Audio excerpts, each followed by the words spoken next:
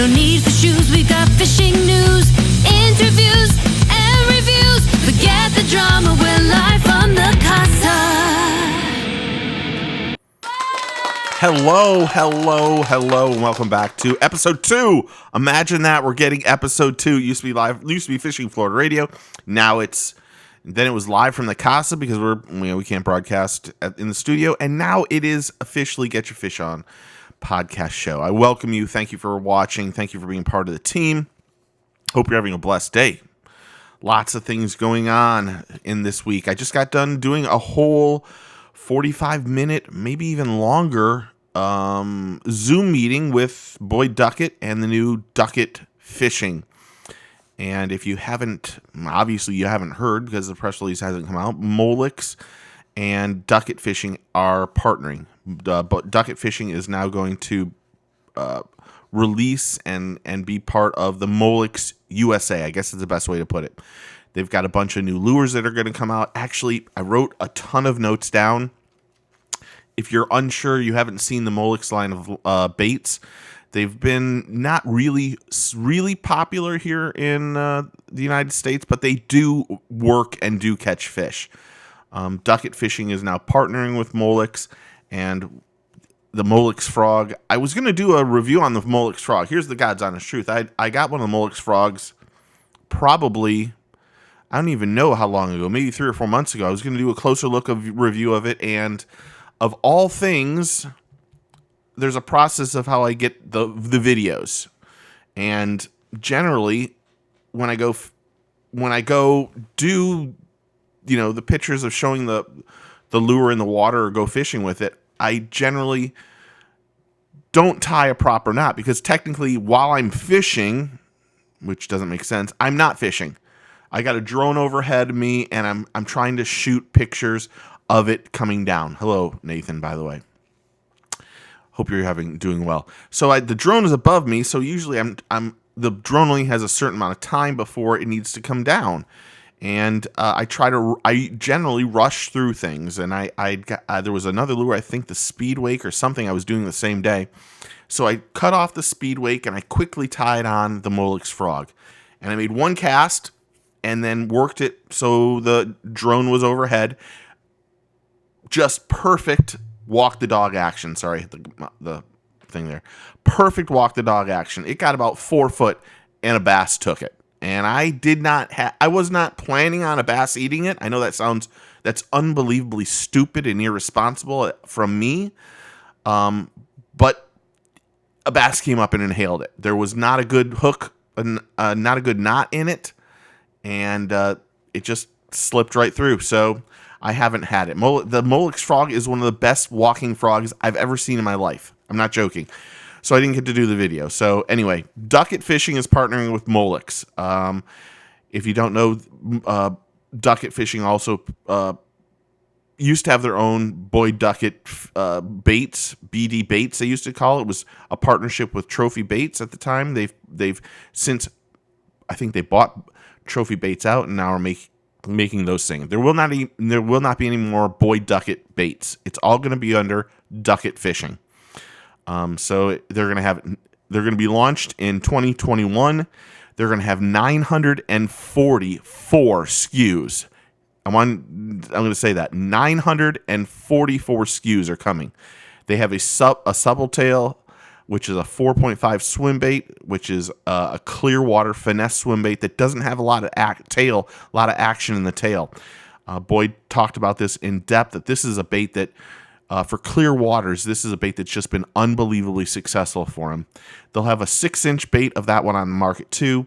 They have a new spinner bait, a smaller spinner bait, a really, really small spinner bait that has a willow and also a Colorado blade, but like I said, very, very small.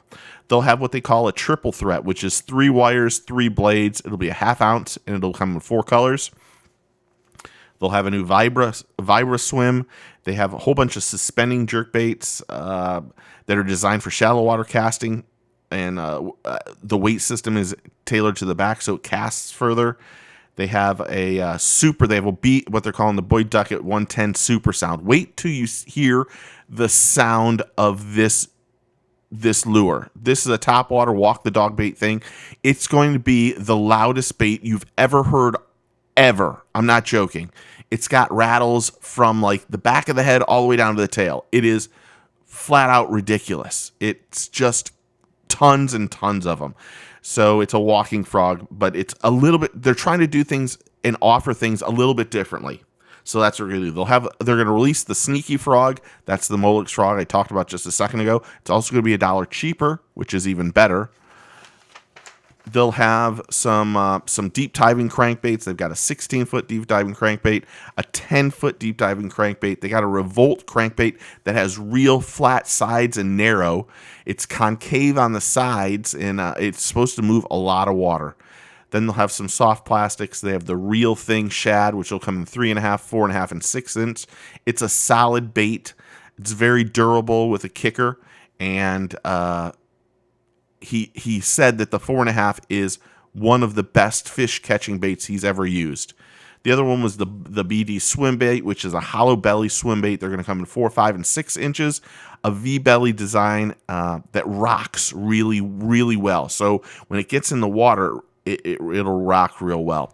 His way of talking about this, and I'm going like a mile a minute, I should slow down. His way of talking about this is when you put a really light jig head or a weight on it, when you get the bait really deep, the bait won't rock properly. So it'll just swim straight, and it doesn't have any action. Well, the BD swim bait, the 4, 5, and 6, is able to be on a light jig, fished very deep, and have superior action. They've come up with a completely new, super soft, durable plastic, and as he called it, it might be the magic bait, swim bait for him.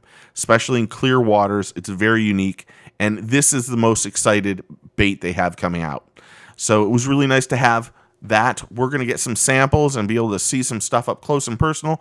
I'll do some reviews on those, and we'll see what's going on and check them out. You'll get to see them firsthand way before anybody else, so it should be really, really cool. I'm trying to go through my notes before I move on to talk about the last day. Oh, I should talk. If you're a Florida fisherman and you've noticed, we have got some green booger water going on in the lagoon and other places. And I think people are now starting to come to the grips that while we don't have red tide going on in Florida waters yet, it's about to happen.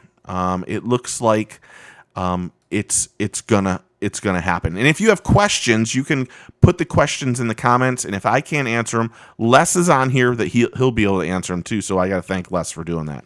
So right now we don't have any red organisms in our water that were collected in the past week. There have been no fish kills suspected to the related red tide reported over the past week too. So let's hope that. Well, it happens every year. I know this is horrible to say. The water in our lagoon system is god awful. We've lost grass. We've lost everything, and it's a shame. It has to do with people dumping things into our water, and our water quality is just gone to hell. So I hope for the best, because I've got some plan to do some fishing over in the lagoon over the next few weeks, and do a few videos over there. So it'll be. Let's just hope for the best. That's the best way to put it. Let's move on. That's the week in review. I should mention, I made the Brad Fuller the last thing on the agenda for today. If you don't know who Brad Fuller is one of the co-owners of the National Professional Fishing League. And I had some harsh comments last week. I was very happy for Luke and let me make sure I mention this. I don't know who the hell Luke is. I don't want to know him at this point in time, but I think Luke and Fat Cat were great picks to go into this National Professional Fishing League. But it just I have questions. Well, this interview with Brad that you're going to see at the very end is probably about an hour long. I'm going to stay on and watch it and answer questions if you have questions that I might be able to answer. It's a phenomenal interview, and I'm not joking. Brad is a breath of fresh air. He's honest, and I think that you'll get a better perspective on what's going to happen with this National Professional Fishing League, because I questioned if there's even room for 4 tournaments. That's the truth. But you'll see and hear him exactly what's going on. In terms of upcoming videos, I should mention right now, hold on, let me move a couple things. There are some good videos upcoming. You'll see a new, I got the Basscasters box. Hold on. It's right here. I did a review on it, but more importantly, I'm giving the whole box away. So after this, go on to YouTube and put a comment. I'm going to pick the random generator person's going to pick a comment. I'm going to send you that whole box. There's supposed to be $80 value in it. There's a lot of great stuff. You'll see that box opening tomorrow morning. And then we'll start more closer looks of the Lizzie Lizard is done, the Spin Walker, the Grande Fishing Salty Dog, the Yozuri Hardcore Popper, the Freedom Tackle Mischief Minnow.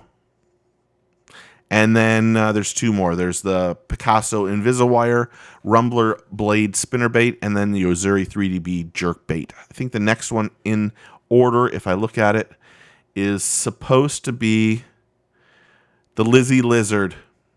The Lizzie Lizard is next on the list, so that'll probably be Monday's upload.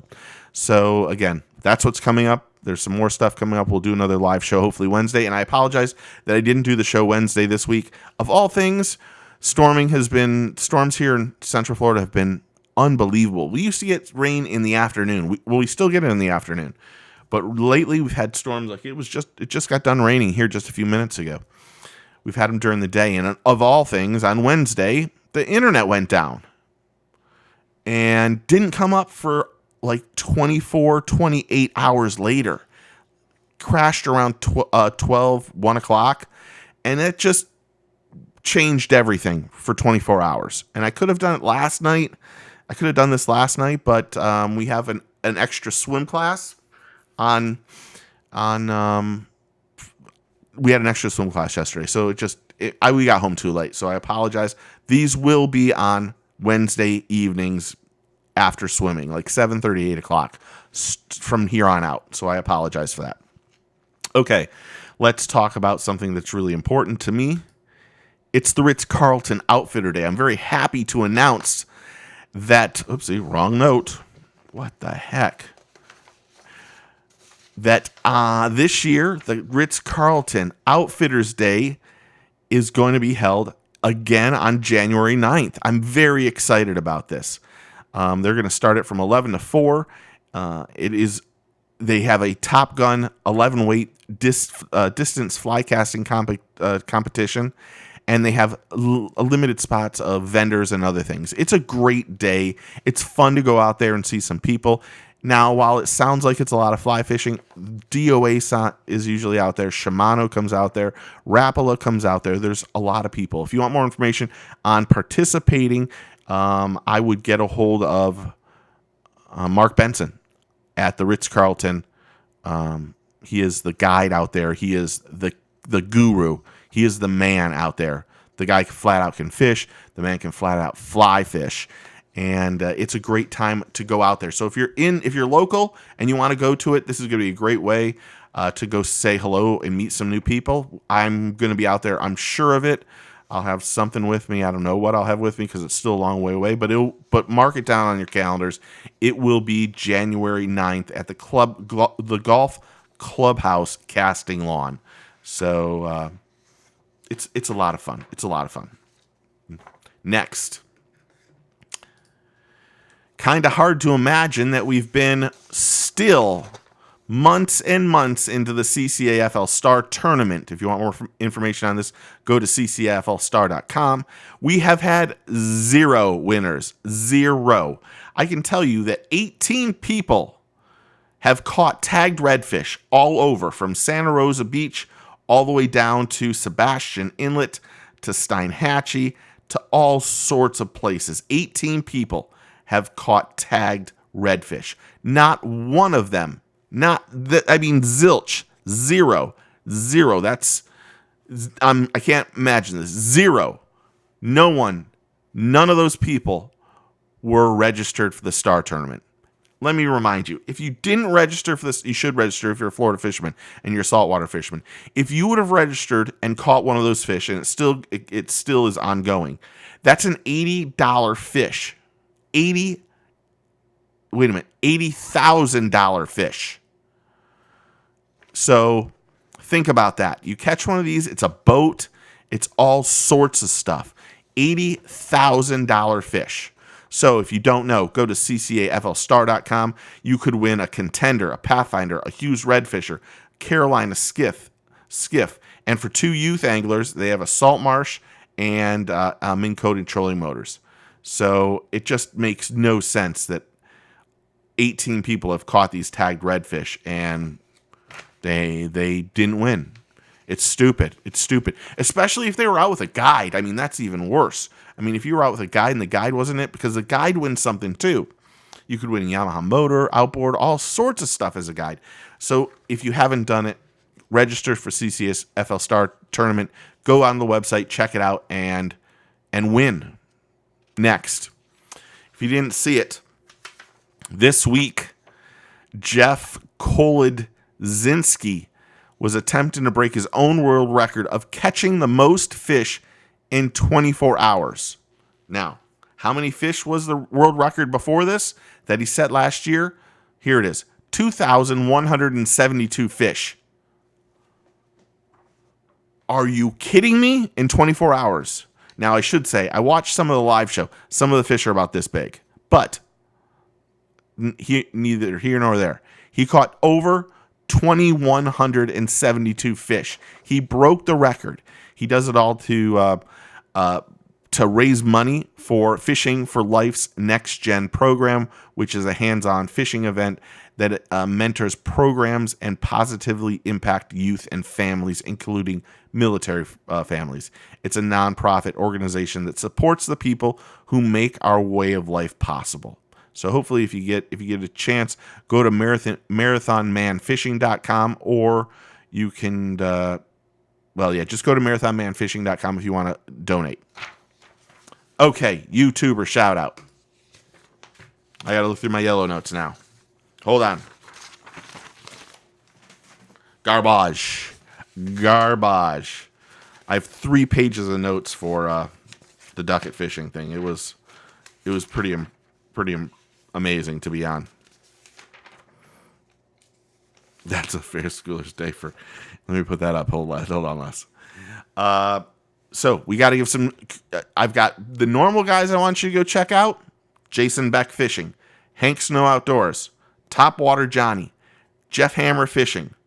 But this week we're going to give a shout out to someone who's not only a friend of mine, who I text if I need a question, one of the good guys in the industry, and has a great channel. And this channel, hands down, has some of the best production quality on any of the videos.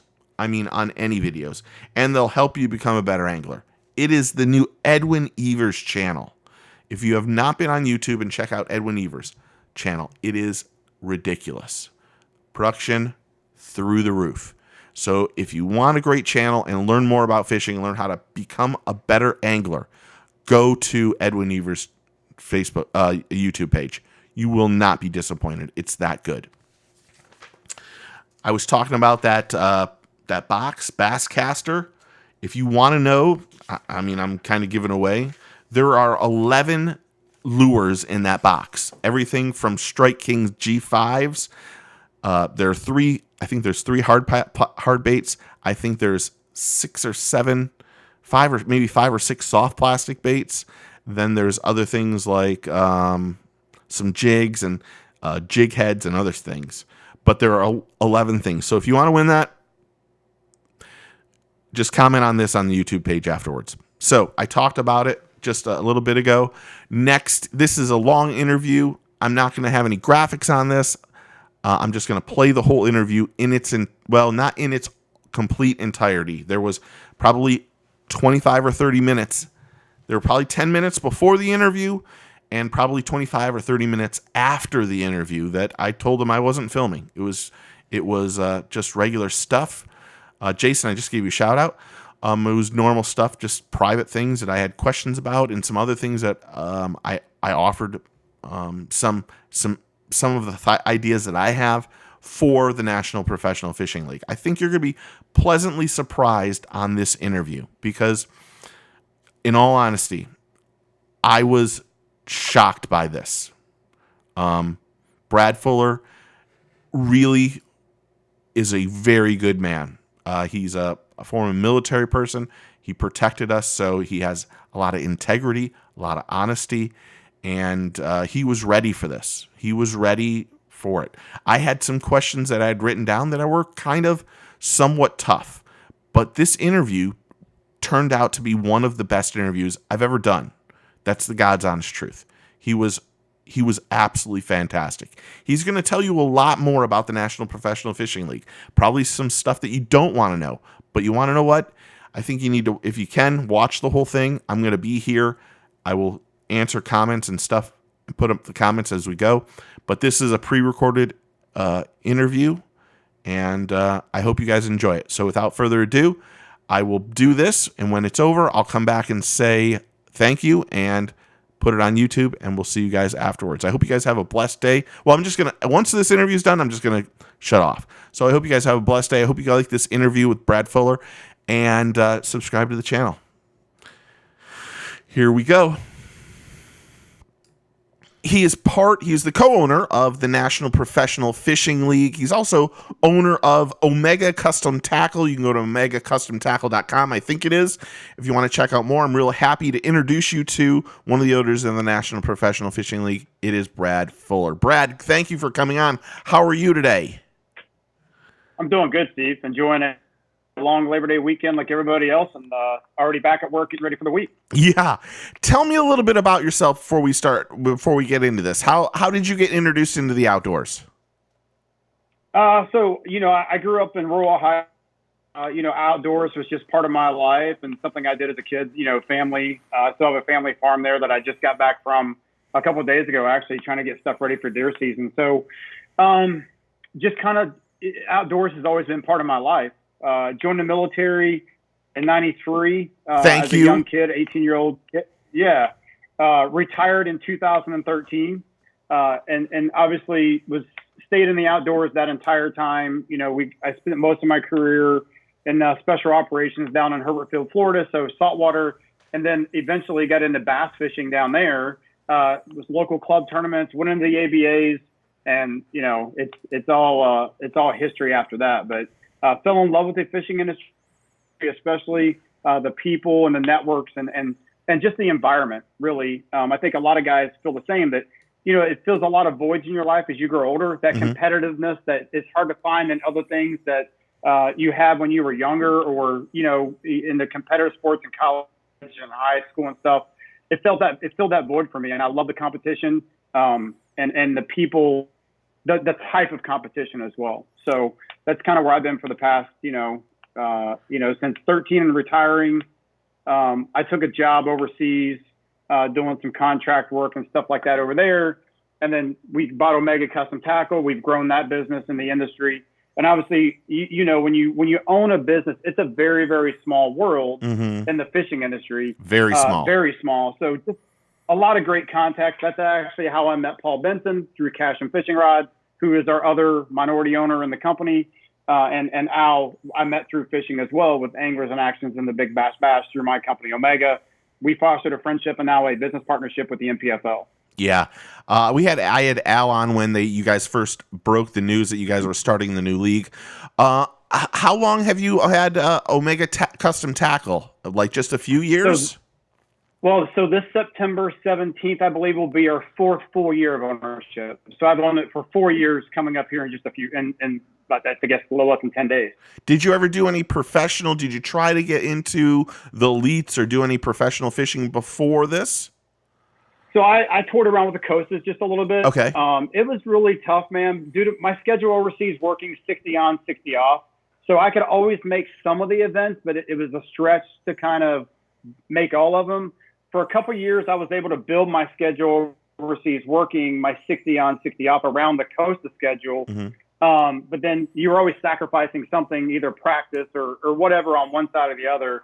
I love it. I mean, I never did really well on the coasts, but I enjoy that level of competition. I've fished one BFL in my life. I've never fished as a co-angler. I always wanted to own it and do it myself. Mm-hmm. So I went straight to the coast and tried it out there for a couple of years. And when buying Omega, you know, I thought, oh, I'm going to own a fishing company. I'll be able to fish more. Yeah. And no. a good friend of mine, Trey Harple, who owns TH Customs, was like, dude, you're done. Yeah, it's over and done with. Yeah. So, you know, maybe someday down the road, who knows? But I still have the competitive itch. But I tell you, between Omega Custom Tackle, I've got a daughter that's a sophomore at Ohio State. I've got another daughter who's a senior in high school.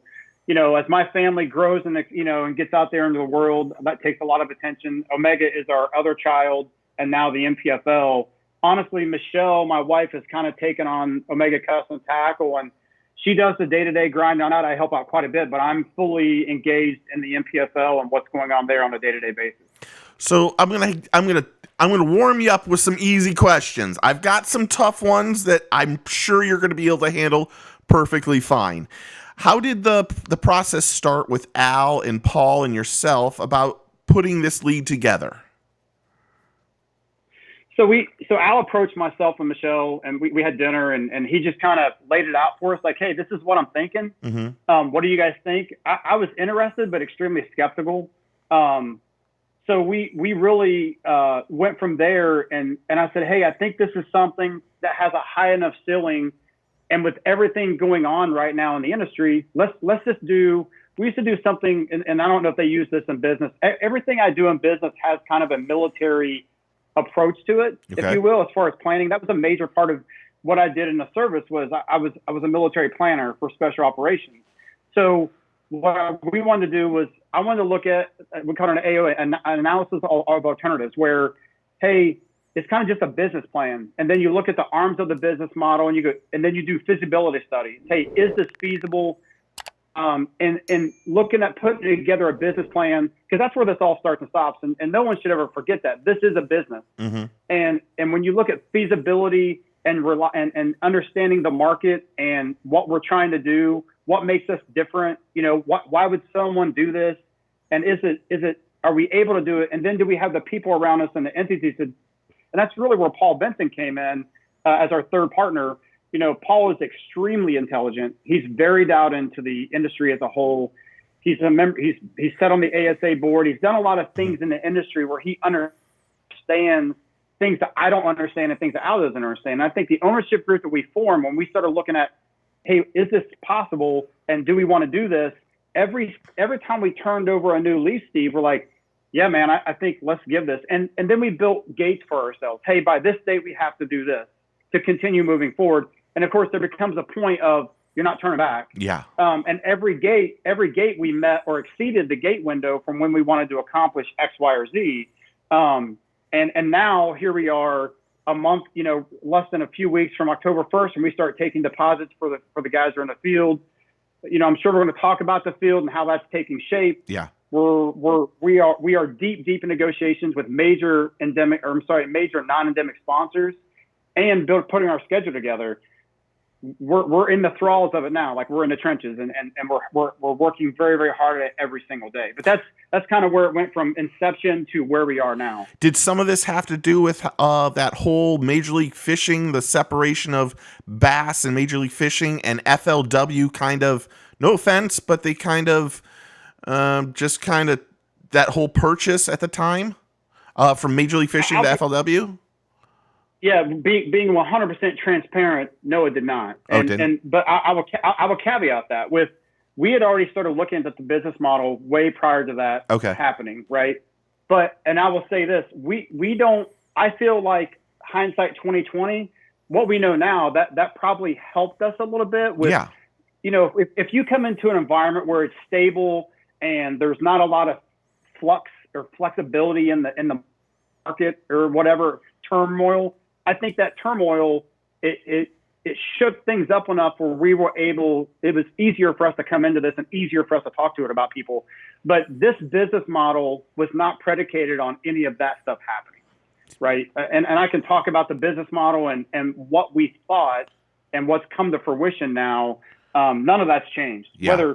Whatever happens in the future, whatever happened in the past, doesn't really affect the initial strategy we laid out within our business model. Did you guys look at, because I talked about this last week, and it's got me in a lot of trouble today, by the way, which is, I have no idea.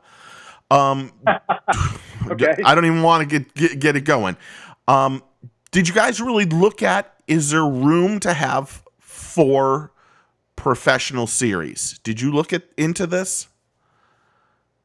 Supply and demand, right? Yeah. I mean, being very honest with you, this is a pure and simple supply and demand.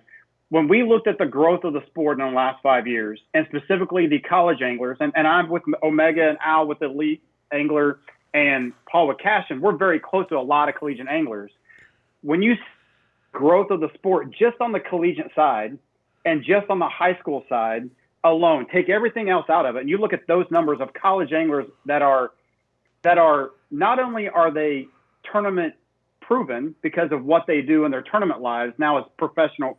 I call them, you want to talk about semi-pros? I'm very close with the guys over at McKendree University. They've got a boat barn. Okay. You know, they house all their boats. Them and Adrian and Bethel, they house their boats in a barn. They have a coach that coaches them along the fishing route. Like it's those guys are more prepared today to come out and do things like this than any of us ever were. Yeah. Right. So we looked at all that, and we looked at, hey man, it's hard to even get in an open, right? It's hard to just get in an open. And then when you get into the open, to qualify for the Elite Series out of the open, there's only one harder thing to do, and I think that's to qualify for the All-American multiple times, right? I think when you look at things at difficult levels, we hold the All-American in very high regard. I think you've probably seen that with some of the guys we brought in the league because we think that's a very prestigious thing. You beat a lot of really good anglers, and you can catch them, right? Yeah. You made it through a regional that's not on your home water, stuff like that. But so we look at 310 anglers across FLW, MLF, and BPT. I'm sorry, the Elite, BPT, and FLW. We feel like there were more than 310 guys who had the ability, had the financial back, and had the guts, if you will, to come out and put their money on the line and fish for big money. But that wasn't enough. How do we make it different, right? Why if there's going to be room, it's got to be different. Yes. So we got hammered kind of hard for this up front. You know, some people labeled it, you know, a working man's tour. And when people go, oh, well, a working man, he doesn't pay $5,000 or $30,000 a year. That's not for a working man. No, but you got to understand that I know, and you probably know, that there's only a very, very small number of true professional anglers that solely make a living fishing. Most of the guys who fish FLW and even the Elite, they have other jobs they do. You know, they own their own business. They have a very flexible schedule at their work, but they have other things that they do. Mm-hmm. I've got a lot of buddies in there, and I just got off the phone with FLW Pro Jeff Dobson, and we were just talking about some of the stuff, his schedule next year and working and stuff like that. So those guys have a schedule side of. We wanted to build a schedule that allowed guys the most flexibility to go out and fish for at a high level, but also run a business or have a job. That's why we chose to start our tournaments early spring, depending on where you live in the country, but the end of February, middle of February, all the way through the end of October. So we stretch that out so we can have 5 to 7 weeks between all of our events. Cool. I have so many questions after talking to you about that. I'm going to start it off by asking this. How do you guys plan to help the growth of the sport in what you're doing? Because I think, and I'll probably get slammed because of this, and I don't want to get slammed, but I've heard from other people, other owners of other Major League Fishing that say they made their Major League Fishing around growing the sport, and I still don't see that. That's me personally. How do you guys separate yourself and try to grow the sport to get our who I'm going to talk about in a little bit, get the kids off the iPads and into the lily pads, high kick, Fat Cat Newton. How do you guys get this growth into the sport? I honestly think we could probably spend the rest of your time talking about this. This is important. In all honesty, this is important. And if I don't know if you got a chance to watch me on Luke Duncan when Paul and I were down at the Low Budget Live studios, we talked about this, and I think it's very important to understand. And you hit on a subject that I think is important. Let's talk about that first. Getting kids off the iPads and into the lily pads, right? You got to say high kick. High kick. B will be mad at me if I don't throw the high kick in there. Wait a minute. But I think it's so we're talking about it right now. And listen, I want to be very clear and upfront with you about something. And I didn't even tell you this in our pre-interview. I am adamant about, if I say anything that could be misconstrued as negative towards another tournament organization, it's just that it's misconstrued. I have high regard for everybody out there that's currently in the industry and what they're doing. Me too. 100%. But what I'm going to talk about is what the Npfl is doing. What I'm doing, what I was doing, what Paul doing, with Luke and Fat Cat, and what we are doing. What we want to do is we want to bring another level of entertainment value to a live stream, right? I want people to be engaged. I want people to enjoy not just the fishing, but the entertainment factor around the fishing. Our anglers have been talked to about it. Luke and Fat Cat have been talked to about it. It's something I think we need to do to draw that younger demographic of crowd in and keep them focused and go, man, I want to be part of that. That's very broad brushed. But I think when you look at that from a perspective of how we're going to put together our programming for how we're going to do our live streams, I think you'll start to see, based on what we did with Luke and Fat Cat, bringing those two specific guys on. And we looked at a lot of guys, talked to a lot of guys. Those two were just natural fits based on our programming structure that we wanted to bring to our live stream. So that's one. I think you've got to start to engage these younger crowds and things on another level. And I think we're going to be able to do that. Secondly, let's talk about the pure economics of when you say grow the sport, when you look at it from a perspective of the bigger we make bass fishing, the bigger we make fishing in general, the more non-endemic companies that come to be part of it because they want to get their products in front of a bigger market. Mm-hmm. So just by us being and existing, we are making the sport bigger. We are talking to sponsors that are not currently engaged in the fishing industry. So when we bring those other sponsors on and we start cutting deals with these other sponsors and these especially non-endemics, we are, by the nature of that, expanding and growing the sport. So when you increase the amount of gross domestic product that's being invested into fishing in general, that is a good thing. It's growing the sport. Yeah. So I think it's very hard, Steve, to and here's why people say it, because there's really nothing to go, well, this is what I'm doing. I think you can look at it from a conservationist perspective. You know, what are we doing to benefit the fisheries? We've got some very interesting things we're not quite ready to unveil yet, mm-hmm. but we're doing things just a little different, man. And is it going to blast the needle and set the universe on fire? No, but I don't think it has to. I think how we do things is just as important as what we do. So how we do things is just as important as what we do. And we've got some great that we're going to announce some extremely high-level partnerships that I'm very excited about. And it's on that conservation front. You know, we're not just coming in here to catch 5 fish, weigh and throw them back. We want to leave, you know, like Mike said, hey, leave it better than you found it, son. Yeah. Leave it better than you found it. And we want to do that with everybody we touch, from the communities to the lakes and all that stuff. So we're very excited. But I think those two things right there, I think, are the ways we're going to grow the sport. And it's just not lip service. We have legitimate things in place that we can point to and go, we did that. Awesome answer. Awesome answer. Honestly, awesome answer. Okay. Here it comes. Is the field, see my notes. Is the field, do you have 125 anglers ready to go next year? Yes, the field will be 125. For sure. Did I hesitate? No, that's good. So are you still looking at anglers to bring them in? And now here's a question that I actually had somebody asking me about. How are you going about picking said anglers? Someone actually said that that you all were looking at their sponsorships to make sure that they could pay the $30,000. how does that process works? Look, man, I've had, especially since in the last 2 weeks, I can't tell you, that's my job. That's what I do at the Npfl right now. I am the angler guy. Okay. If you want to get in the Npfl, you're going to reach out and talk to me. We receive all the applications here that you go on our website, you click on it, we ask for your name, phone number, address. If you have a resume, yeah, you upload it. A lot of guys will just throw in links to their FLW or their bass statistics. They'll throw us a little cover letter in there or something. I will say this. 1 or 2 guys maybe have been admitted purely on that paperwork. I talk to every single individual. I get on the phone with them, and I usually have, in most cases, multiple conversations with them. And I think you could call any guy that we have on that list, and they will tell you they've had at least 1 or 2 or maybe 3 conversations with me.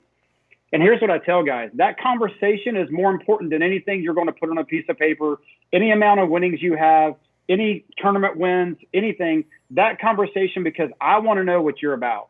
I want to know that you understand that we are in a growth model right from the beginning, that we have targets on our back, yes, that we have a lot of challenges in front of us, and that you're willing to work with me as an ownership and as an organization, a company, to grow this thing for everybody. This is it's kind of a socialistic deal, man, where what's good for everybody is good for everybody, and what's not is not. We are not here to grow one entity within the company, sponsors, company, or anglers. We all have to grow at a mutually beneficial rate in order for this thing to be successful. So I talk to every single guy, and I'll tell you, man, you know, this, I've lost sleep over this stuff, man. I've lost sleep over talking guys. I've talked zero people into fishing this. I'm not a salesman. I'm not somebody who's going to sugarcoat things and you know, buffalo you into committing to something that's not right for you. I've talked several guys out of this. I said, hey man, I just don't think this is for you. You're married as of 2 weeks ago, or your wedding's the month before the season starts, or you're married and now you've got a baby on the way that's going to be delivered March 1st. Hey man, I've lived that life, right? Like, you need to seriously think about taking a deep breath here and think about your family first. Steve, I don't want it on my conscience if someone's family gets destroyed or something happens bad and whatever, because we know those things happen in the industry, right? Yes. I just want to know that I've done my due diligence and told those guys and been transparent. I told an angler yesterday, he's like, hey man, I want you to sell me. I was like, well, bro, you're out of luck. I'm not here to sell you. I'm here to paint a picture for what we're going to be doing, what our goals are, what the pillars of our business are, how you impact those pillars, and what your role is as an angler. And if you think this is a good fit, on. But I'm not here to sell anybody on anything. When I looked at the list that you guys have online, the roster, the whatever it is, there's a lot of guys that I've never heard of. And now I've done the regular radio show for 12 years. And the podcast of the radio show on iTunes has, I don't know, over 4 million downloads. When I look at this roster, the thing I see right off the bat is Luke Duncan and Fat Cat Newton are the stars compared to a majority of these anglers. Not saying there's some of these anglers have made a lot of money. Have you guys, how are you guys going to make sure that we, the media, even though I was told today I'm not the media, will know these anglers? Is there something you guys are going to do? Because the model has always been, if you win a tournament, obviously you get the accolades and the money and everything else. But those guys that are on the bottom that nobody really knows about, no offense to, I'm not taking a shot at FLW, but there's been many guys that have been on FLW that just never get the, maybe are middle of the roads. And those guys are always fighting for sponsorships. How do you guys have something and if you can't tell me, don't say it, but do you have a way, like a marketing plan to try to get us, the media and all the other fans that are watching to know about who these 125 guys are? Well, so that's like 100 questions. I know. In one, I'm sorry. I'll I apologize. right here. No. but I think this is all important, man. And look, these are the questions we're here to answer. And that's actually not a hard question for me. I'll be honest with you, because look, man, this is not a news flash, right? We weren't going to out and get Jason Christie and Edwin Evers and David Dudley and all those guys are set with what they're doing. So that was part of the business strategy up front is, hey, can we take a bunch of guys relatively unknown nationally, nationally? And I think if you would go to some of these places where these guys are from, they'd probably ask somebody at a coffee shop, you're like, that dude's a hammer. Yeah. Like, man, I see him coming and my wallet goes in the other pocket and I leave for the house. But Sheldon Collins is a hammer. I think that's his name. Josh Ray. Do you know Josh Ray? Do you know who Josh Ray is? I don't know. Today I heard someone mentioned to me Sheldon Collins today. And he's like, you got to look up this kid. He's like 22, 23 years old. He is a stick. But keep going. Sorry, sorry to interrupt. 100%. So, but you take a guy like Josh Ray, and I'm picking Josh Ray just because his name was on my mind. Yeah. Don't see his name around Arkansas, Huachuca, like. The dude wins everything coming and going, and he's a stick. So, but beyond that, right? Our job is to build a platform, and I'm going to say something that may be unpopular, and people may understand it. And I think if we come back and look at this in a year or two, it'll make a lot more sense. But look, man, you have to have someone in mind that's a vision. You have to be able to see past the parochial mindsets of today and what's going on in the environment. If I'm simply going to go out and duplicate what everybody else is doing, why am I here? Right?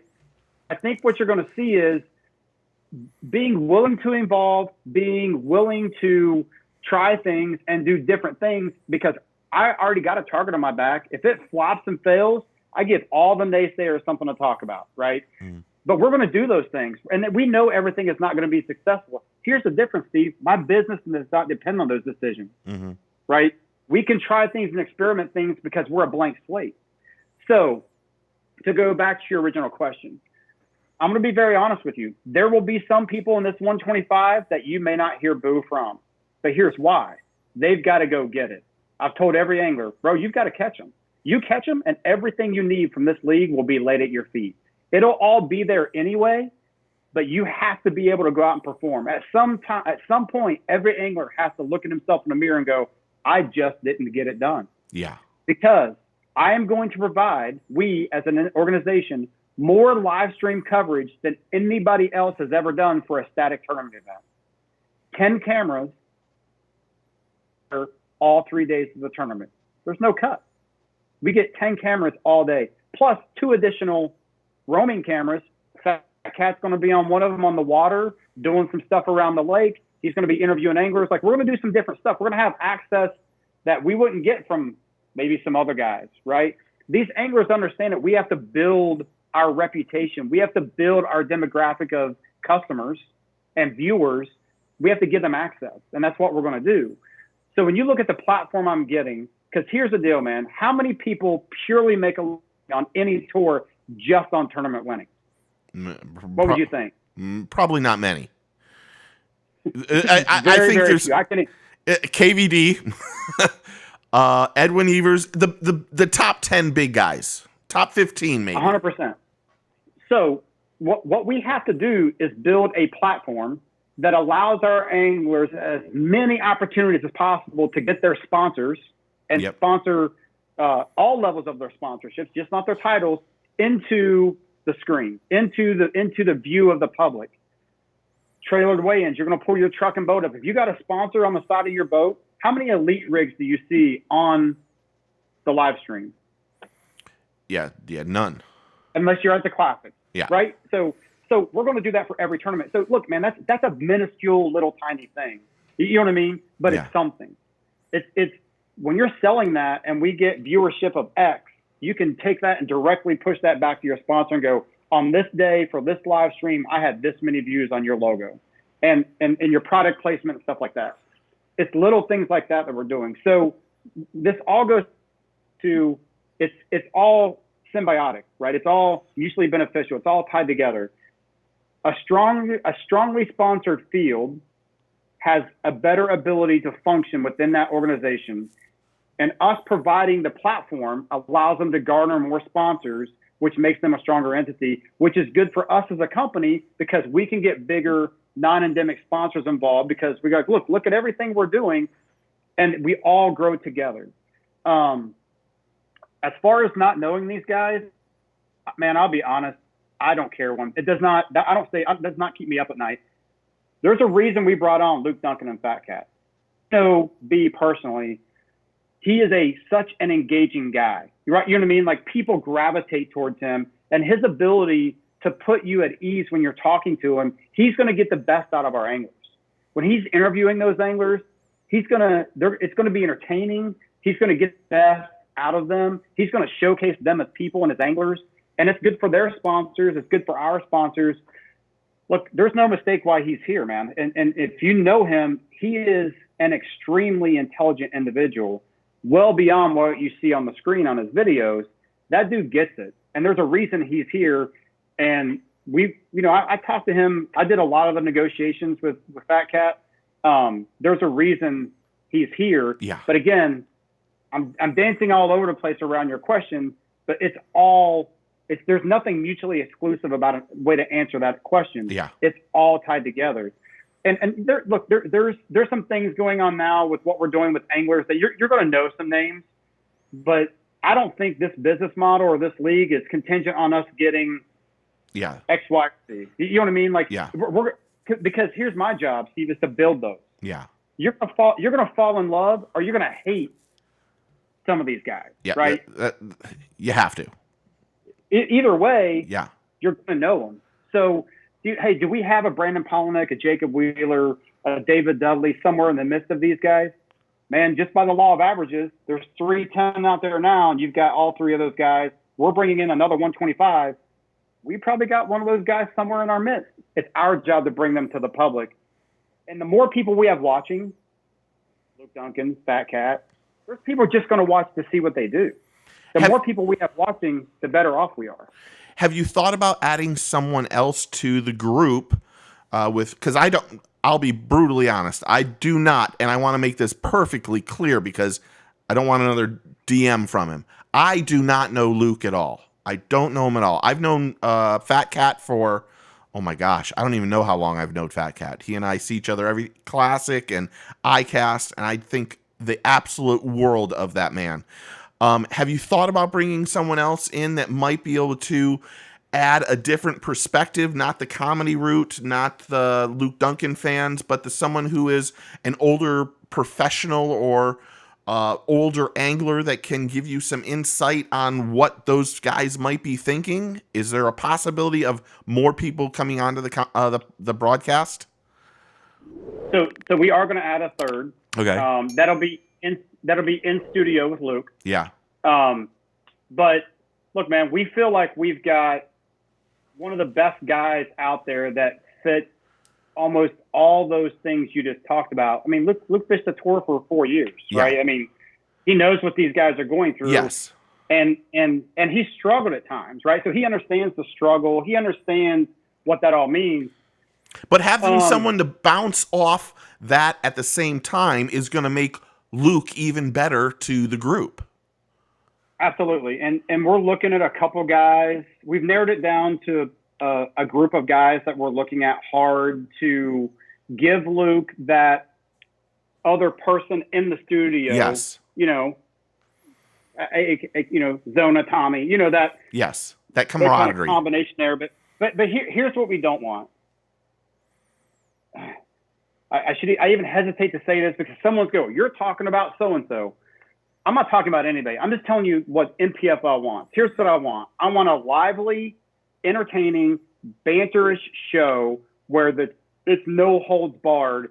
If come and get it. Are we going to screw things up and piss people off? Excuse my language. Yes, we are. But that's okay, man, because it's going to appeal to a wider demographic. Yes, people, it will. More people watch it better. Now, I'm not saying we're going to go out there and dump gasoline on the world and set it on fire. But what I don't want is, I'm not going to go out and look for the news channel anchor guy to sit beside Luke just to be the straight-laced professional. Yes. Look, we've got two professionals right now in Luke and Fat Cat. We will add a third person that adds a different layer to the commentary. Yeah. But Our vision is not what you just described. I'll just leave it at that. Does that make sense? Yeah. No, I mean, we used to be called Fishing Florida Radio. There were 3 of us that did this. COVID came around and things got screwed up, and we aren't allowed back in the studio. That's why we do them here. But one of the guys, when we changed the name to Get Your Fish On, Mike and I work very well together. We're able to bounce things off of each other. And if Luke is in studio, hopefully, I don't know if that means he's going to be a different place than where the tournament is, and Fat Cat's someplace else, it's always kind of nice to have that extra person. Now, I'm not saying you go crazy and have tons of people, because quite honestly, nobody knows what the people's names. And in the time I've done radio, one of the things I've come to know is that having that one other person that thinks something, no one's going to think like Luke, but has that same mentality, and he's able to bounce things off, only makes your broadcast, in my opinion, stronger and better. That's just how absolutely. I feel. And no, I agree with you, Steve. And I think something important is the fact to understand too that, look, man, we are going to grow into this, right? Like we don't, we're trying to hit a home run every time we're up to the plate, but theoretically that's not going to happen. We've built a very solid foundation. We're extremely happy with where we are. We are looking at a third person to add. So here's the plan. We want Luke on site. Obviously, there are certain limitations when it comes to bandwidth and streaming abilities and things we can do. We have a great media company that is working on the hard and factual numbers, just like at Eufaula. I want Luke at Eufaula. I want him there on site.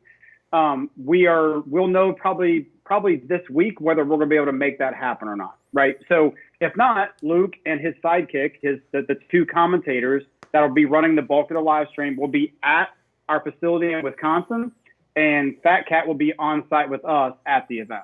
Are you okay? Keep going. Sorry. No, go ahead. No, go ahead. Have you guys rounded out do you have do you have the schedule set for next year? I mean, do you know the places that you guys, not yet? So here's what we've said. If you follow us at all, we are working with Bass to schedule around the Open. Okay. Because of all their rescheduling and all those things, they're working on it. We're working on it, but our first event is set because that's the week before the Classic. We felt good that they wouldn't have any kind of open or anything the week before the Classic. It was an open date, and we jumped on it and took that date. That's why that date is already out. As for the rest of them, we're working with the guys over at Bass to do our very best to stay off of all the Opens. We want our anglers to be able to fish anything and everything they want. We have to pick something because there's no way we can deconflict from everything. When you start throwing in holidays and things like that, there's really not as many weekends as you would think that are available to fish. So the springtime events are obviously right now are the hardest ones. We have a very, very short list. So we've got 7 events. Eufaula's locked in. Our event 2, well, it was just locked in, but we actually had a conflict on that body of water. So we're flopping locations between event 2 and event 6. It's a lot of that right now. We're in the heat of that battle right now. But we're working on that every single day. I worked on it some today, getting some stuff ready to send off to one of our venues. Great response from the venues we've got signed. Eufaula, there's 2 other venues that are reviewing the actual contract right now. But we asked them to pause because we're waiting to make sure that's deconflicted from any open dates anywhere in the country on those given dates. Yeah. I mean, I can only imagine the whole process of trying to get a place and get it there. Now, how are you guys going to get the anglers to come out to the weigh-ins and stuff like that? Is it going to be media buys? Is it going to be Facebook and social media stuff? How are you going to generate people to come out to see the anglers and the sponsors, because that seems to be a key in how this whole thing works. The sponsors need to see asses in the crowd. I guess that's the best way to put it. No, it is. It's activations and being close to the people, if you will. But I will say honestly, Steve, some of those things that you're talking about, amidst what's happened in the last, with COVID, right, has changed some of these companies' perspective on how they get their activation, right? So while that is very important, so let me talk about that first. So we're not just putting on a weigh-in. Like I spoke to some, we want to do more than just a weigh-in. So on Friday and, on Thursday, on Friday night, for sure, we want to have a pretty popular concert venue. Okay. On our stage, right? So you're not just coming out to watch a weigh-in. There'll be sponsors and vendors there with food and drinks, and then have a concert on our stage right there. And some other venues have done that, an event. And then now you're looking at holdover. How long can you hold that crowd there? Yeah. And how can you diversify your crowd? Someone may not necessarily want to come watch a dude hold up fish and weigh it in, but they want to come see a concert and, drink a cold beer and have some good food, right? So when you look at activations and getting people there for your sponsors, that's another way we can do that. And all the CVBs we've talked to so far are all about that. They want public involvement. The other way we're going to have the sponsors, or I should say the anglers, engaging with communities, we're doing angler roundtables Sunday through Friday night. So we take a venue of the CVB's choosing, and we set up our mobile studio. We have Fat Kid in there joking around with the patrons. We're there. We actually do some short interviews with the anglers, and maybe not even just our anglers, but people from around the town. Like, hey, who's the local Lake Hammer here, right? Like, we want to talk to him. What's his opinion on how this is going? And that gets community buy-in. When they see a local face there that they know and what his opinion is, like, you guys are terrible. You suck, blah, blah, blah. I would have had 30 pounds today. Okay, man, great. Come and get it. So, how those go. But getting out there, and then on media day, we're going to push our anglers out for our philanthropy kind of calling to the local children's homes, the local hospitals. Again, all pending everything getting back to normal. Yes. Those are all plans we have, because look, we've got to get the communities involved, and we need to make our anglers endearing to the public. We need to win this over one event at a time. And every event is an attempt for us to showcase the anglers.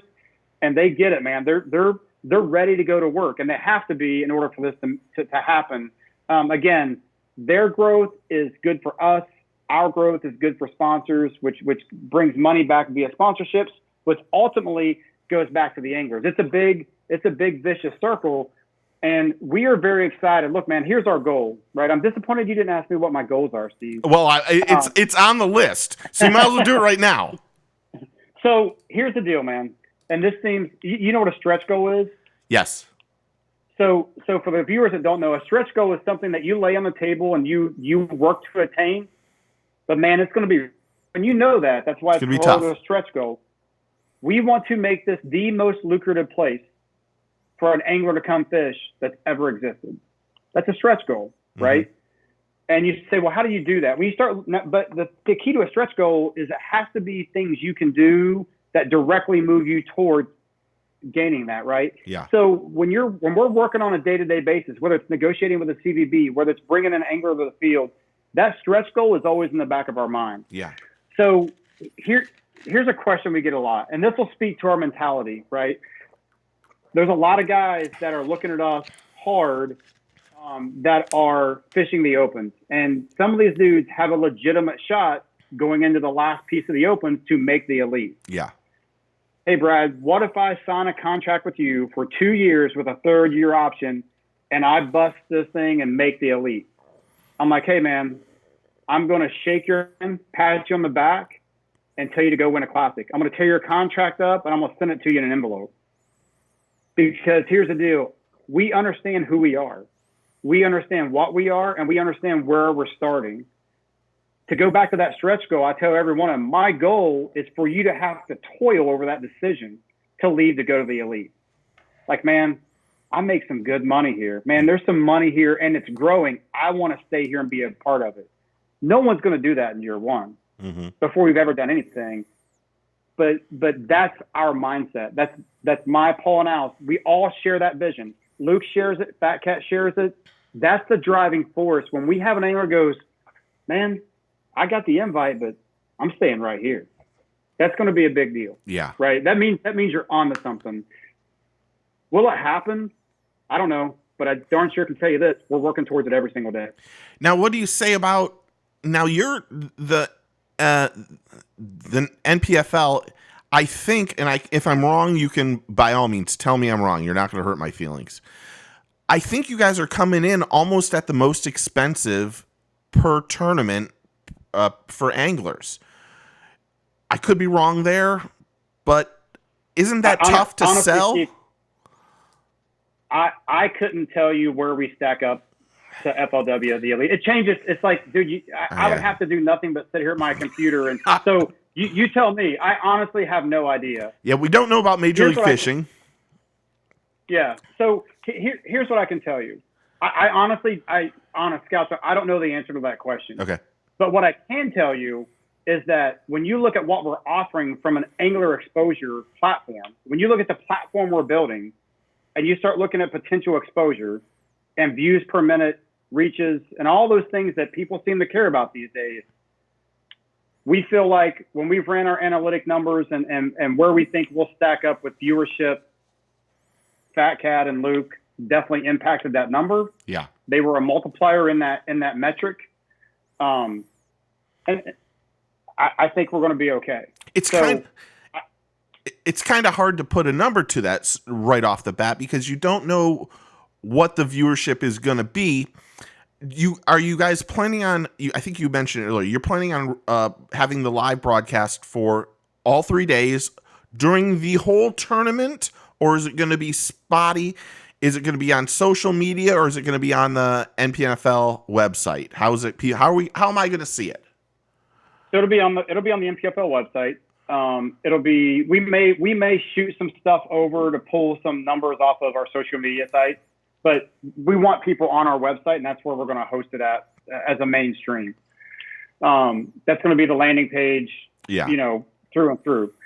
And this will speak to why, and a little more about who we are is, we didn't take numbers generated by anybody. We generated our own numbers. So when I sit down with a sponsor and I lay our numbers out on the table for projections, I'm very upfront. Look, guys, these are projections. The key isn't really the numbers that I'm showing you. It's how I got to those numbers, right? That's the secret sauce. So I am very upfront with these sponsors, and I go, hey man, this is what we have. This is how I came to this metric. I'm open and honest with every sponsor, and they've literally pushed back from the table and been like, no one has ever done this with us before. And I'm like, well, I feel like I owe this to you. Like, if you don't agree with one of my metrics or one of my multipliers, if you don't think Luke is a 3 or 4, heck, let's make him a 2 and rerun the numbers. I want you to feel good about these numbers more so than I do before you write me a check. Yeah. But you have to understand, these are projections, right? Like, we don't really know what's going to happen. But I will tell you this, I am a under promise and over deliver guy. Yeah. I want you to feel good about, hey man, you said you're only going to get 10 views and you got 1,000. Well, man, I guess it just went better than we thought. Yeah. When I really thought we were going to get to 1,000, but I'm not going to promise you that because I don't know. Yeah. I have to think, Steve, we've tried to be very brutally honest with ourselves and even be more critical. That's why, I don't care to come on these shows and answer these questions because look, man, I've asked myself these questions 1,000 times. Yes. Like we're not those pie in the sky, stick your head in the sand guys who ignore the conflict or ignore the problems we have laying in front of us. What we tell you is we're ready to tackle those problems and be very transparent about how we're approaching them. I have to say, you're unbelievably honest. You're unbelievably honest. It's refreshing to hear someone just shoot the shit right. I think it's going to be a hard time at first. But it sounds like you guys have everything in the back already kind of working out, and you have some opportunities and some of bringing these non-endemic sponsors to our industry. This has kind of been. I actually thought this was going to be a lot harder than it was, but your answers have been absolutely brilliant. Brilliant. I'm like over here, my mind is going kind of crazy because I'm like, damn, I think I might have been wrong by saying I think you're going to have a hard time. I'm kind of second guessing myself, and I want to say, dude, this is something really positive you guys have going on. You guys are putting the effort in ahead of time, so you don't have the problems. Well, you're going to have problems anyway you look at it. There's going to be glitches, but it seems like you guys are putting the effort in ahead of time before you guys make that first you file a tournament.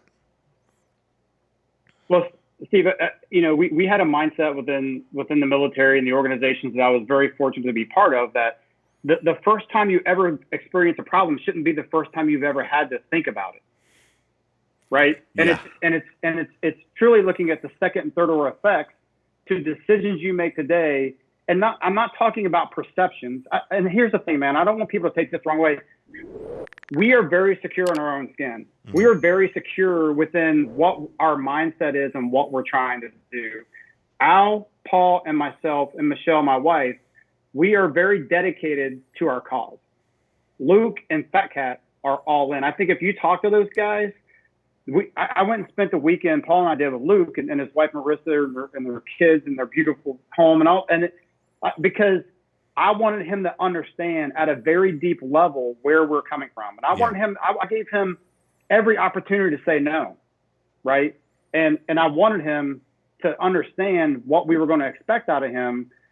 And B was the same way. I had a lot of talks. Man, I drive all over the country, and I would just be driving down the road like, I'm gonna call Fat Cat and shoot the breeze for a while. Yeah. I want those guys to understand who we are and who Paul is, who Al is, and I am. Look, as this thing grows and we fade away into the background, I don't want to be doing these, right? Yeah, I don't want to be out here and Luke doing it. Right. Not because I have other things I should be doing that to work in the background. I didn't do this to be famous, and I didn't do it to be rich. If you run the numbers on our initial payouts and how we're doing everything, look, man, I need enough money to keep corn in my deer feeders on my property in Ohio, keep some fresh fluorocarbon on my jig rod, and a little bit of oil a little bit of fuel in my Phoenix. If I can do those three things and keep my wife happy, that's all I need. I don't need to be a millionaire. I'm not doing this to get rich. Yeah. But if they can say Brad Fuller is the second majority owner and one of the most lucrative tours for anglers out there, I'd wear that T-shirt every day, man. That's what I want, and that's what I'm working to build. And I think what you're getting, Steve, is when I sit in a room with sponsors or I sit in a room with anglers, I believe this stuff, man. This isn't put on. This isn't theatrics. I'm not a salesman. I'm a military guy that grew up in rural Ohio, my dad was a coal miner for 37 years. It's just who I am. Yeah. And when I set my mind out to do something, I've been pretty darn successful. And this is going to be no different. I really believe that what we're doing here is special. And I think you're going to see that come to fruition, not without some road bumps, not without some setbacks. That happens. But guess what? That's what separates me from somebody else or me from another organization is I look forward to those because that's something I can conquer. Yeah. So, and Paul Benson is the same way. If you've ever met or spent any time with Paul Benson. I met Paul at ICAST a few years ago with Fat Cat. Yeah. So he is, the brother's dialed in, man. He is almost a hero of mine because he just gets it. Al, and the cool thing is we all bring our little unique perspectives to the situation. It's not always pretty. Yeah. Right. Our business calls can be like, this ain't pretty. Right. So, I'm talking about me, by the way. No, they get ugly, and that's okay because look, man, I said on Luke's show, Paul and I can go out back and come back bruised, bloodied, and pretty roughed up between the two of us, but we're still brothers and we're still going to be friends. Long after the Npfl explodes or implodes, Paul Benson and I now are all going to be friends. Yeah. And that's a hard thing to say in this business in this day and age. But if I didn't believe that, I wouldn't be here. There's too many people in this industry, in our industry, that are only worried about themselves. That's the one flaw I have in everything that goes on in fishing. And I've had a lot of long talks with anglers about that. Yeah. Right. Because look, every angler, and look, I can say that because I chase the coasters, right? I've got a lot of dear friends who are out there chasing their dreams. It's hard to have a community mindset when you're out there trying to get yours, right? And here's something we've told our anglers, Steve. Look, man, I've got 125 mouths to feed, right? With exposure and media content and all those things. When it's your time at the table, you've got to take advantage of it. They have got to take the time to do it. They've got to take it, right? So when I come to you for an angler roundtable and you're like, man, I'd really rather be at my boat rig and tackle. No. Right to that. Guess what? Mm-hmm. Because when your sponsor calls me and says, hey, my angler didn't get any time on your roundtables all year. Well, I invited him 7 times and he declined all 7 times. That's transparency. You want transparency? That's transparency, right? So all that goes both ways. But here's something you need to understand is I've told every angler, if you truly believe in me as the Npfl, if you truly believe in Al and Paul, you have to have that trust. And if I can't have your trust, this probably isn't the league for you. Yeah. Because here's why. I'm going to have to make decisions with the entirety of the all 125 in mind. If you truly trust and believe in me, you may not agree with my decisions, but at least you know I'm coming at it from a place that's good for the group. Mm-hmm. And it's easier to swallow when you lay your head on your pillow at night. You know that I'm doing what I believe is the best for everybody and not just a certain group of people within the organization. You have to believe that. I think it's very important. Just a little bit longer, and I really do appreciate it. Really, this has been an absolutely fantastic interview. I've done 12 years of interviews with professional anglers, with artists, with I've had A-list movie stars on the show, comedians, all sorts of things. This has been really refreshing to have your everything that you've said here. I really, really have enjoyed it. Have you guys thought about, I'm getting back to the anglers. Is there something in place to, I don't know how to say this properly without offending literally everybody. Drop it. I know. I'm just going to say it. Do you have something in place to teach these anglers how to talk to the media and how to talk about when the camera's on their boat and not look like the guy who just clams up and doesn't know, just is going to continue to fish? Because that, in my opinion, and quite a few other people's, that hurts the angler and that also hurts the tournament series. So is there something in place to teach those anglers that? So it's funny you mentioned that. Is Paul Benson just called me. I was on my way to Ohio, so it was a couple days ago, and we have an opportunity to provide a Zoom meeting with a very predominant media entity that volunteered to give these guys a webinar on those very things: social media interaction, maximizing your media exposure, and all those things. And we're like, hey man, yeah, we'd love, send us over a contract. We will pay for something like that. He's like, no, this is on me. He goes, because I think this needs to happen in the industry. I think this needs to be something that everybody goes through. Yes. And we owe it to our anglers and we owe it to ourselves, right? To do that. The other thing is I talk at length and with the anglers, text messages. And I hope they would all tell you that, man, Brad is very accessible, and that I'm at their beck and call. There's never a phone call I don't take or a text message I don't answer. And what we do is we actually go into meetings with these anglers, with their sponsors, with them. Mm. Paul just did one a few days ago, and it's good for the angler because look, man, I think you see that we're in this, right? I know every nut, bolt, screw, line, connection within the Npfl, and the anglers don't necessarily because they haven't been involved like we have, clearly. Mm-hmm. So when we're in those meetings, we're closers, man. Bring me in, and just like I hope I've kind of won you over and shown you that, hey man, this is a little different. Hey, this is, and when we're talking to their sponsors, dude, we're crushing it. We're closing title sponsors, big time sponsors, $40,000, $50,000 pops for these guys. And then when we come back out of it, we're having a sidebar with that individual going, hey bro, in the future, this is where you need to be to walk into these meetings. Yeah. It's mentorship, right? It's putting your hand on their shoulder and giving them a squeeze going, hey bro, we can do better, right? All that's part of the growth. Listen, where we're starting, so are the anglers. Some of these guys have been doing this for years, man. Some of these guys are second nature. Absolutely. But some guys just don't have a clue. I dealt with. Right? So, Yeah. I dealt with It's okay. It is. I dealt with I can't say his name because I'm physically not allowed to, but there's a professional angler who's done very well in Bass Elites and moved on and did other things. And when I talked to him on the radio, I talked to him afterwards and said, "Hey, look, that was a really tough interview." And he's like, "Well, I didn't think it was that bad." And I said, "Dude, you didn't say anything but yes and no, and it came across really bad." And we spent several weeks just me firing questions at him that, some horrible questions that he probably didn't want me to know the answers to, but you having your 125 anglers comfortable getting fired upon the bad and the good is only going to help y'all. So I would offer my service if there's something I can do.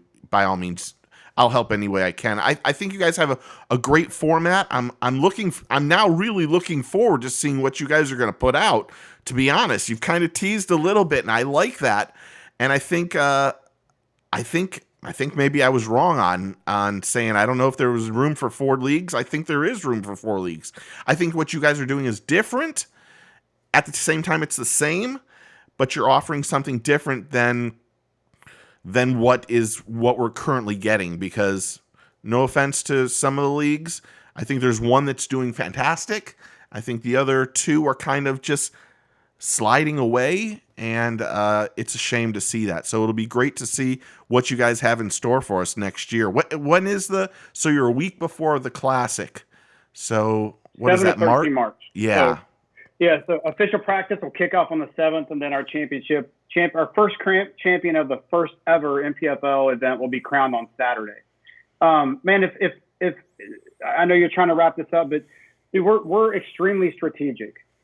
Right. And that comes from, again, the mindset and the planning and all those things. So trust me, nothing happens by mistake. There's a lot of thought that goes into, like I said, how we do things is just as important to what we do. Yeah. So, I'm not the sharpest tool in the shed, never have been. I work really hard.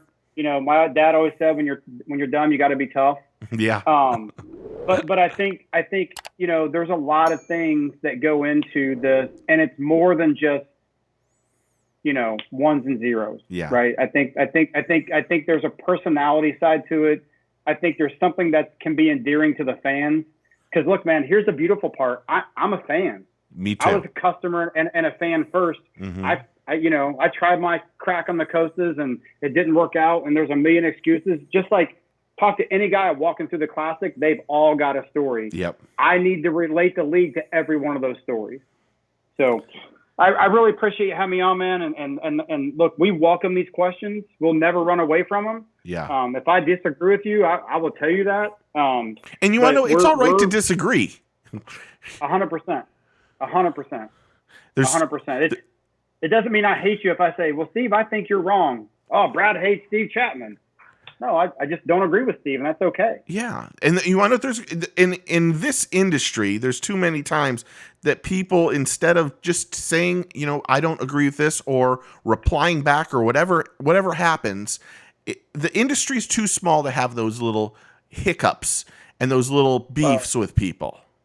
Yeah, you and I both know, man, that, look, 99% of the time, egos get in the way of moving the needle for the industry. Yes.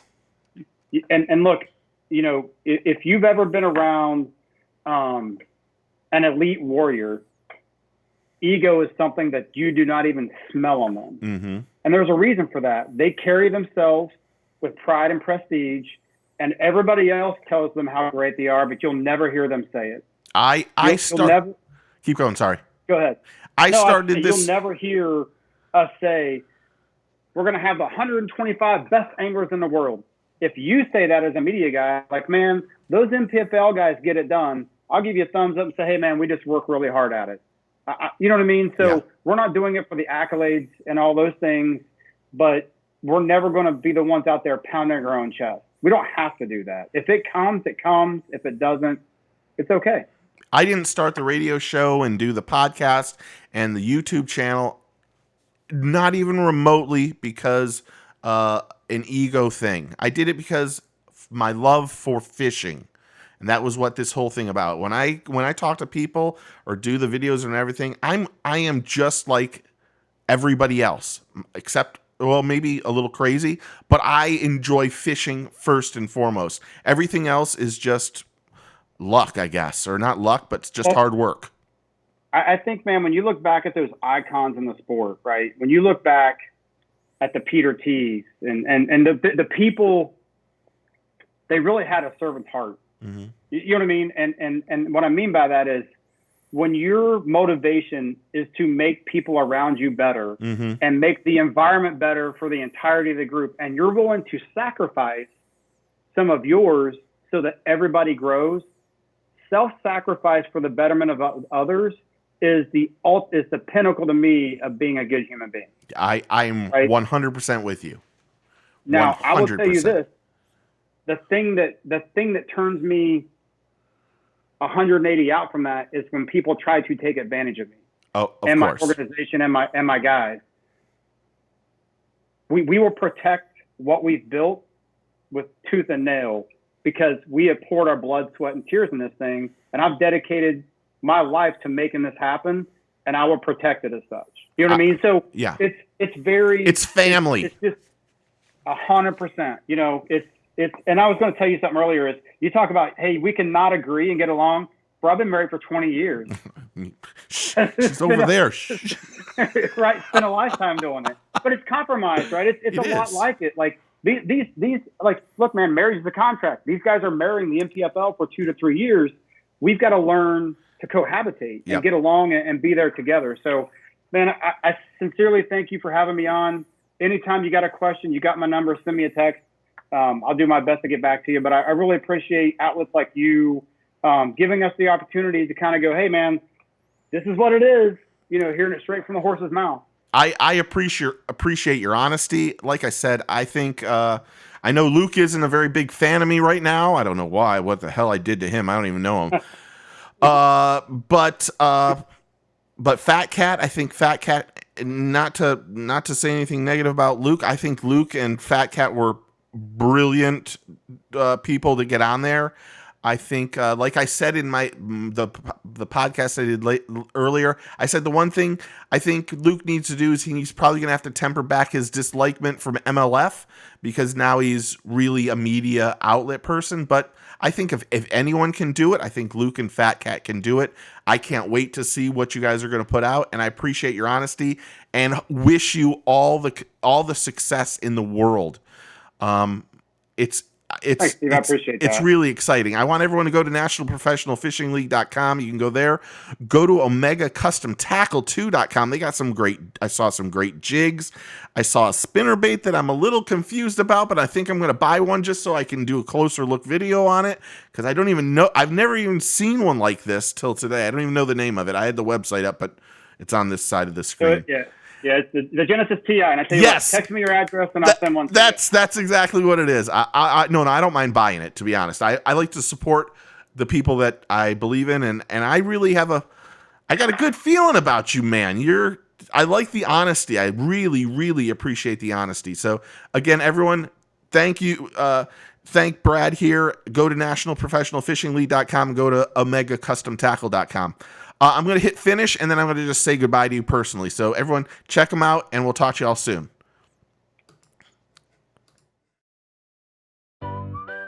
This is Jim. Jim loves fishing, boating, anything to do with time on the water. Whether on the flats with his buddies, cruising around with the family, or an early morning solo session on his kayak or paddleboard. His time on the water is important and what he looks forward to after a long week of work.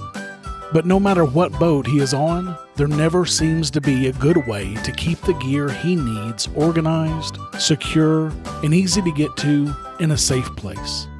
Until one day, he found out about tackle webs. With tackle webs, Jim can easily add durable, accessible storage to any of his vessels, wherever he needs his stuff. Now, Jim enjoys stress-free days on the water, no matter how much stuff his friends and family brings.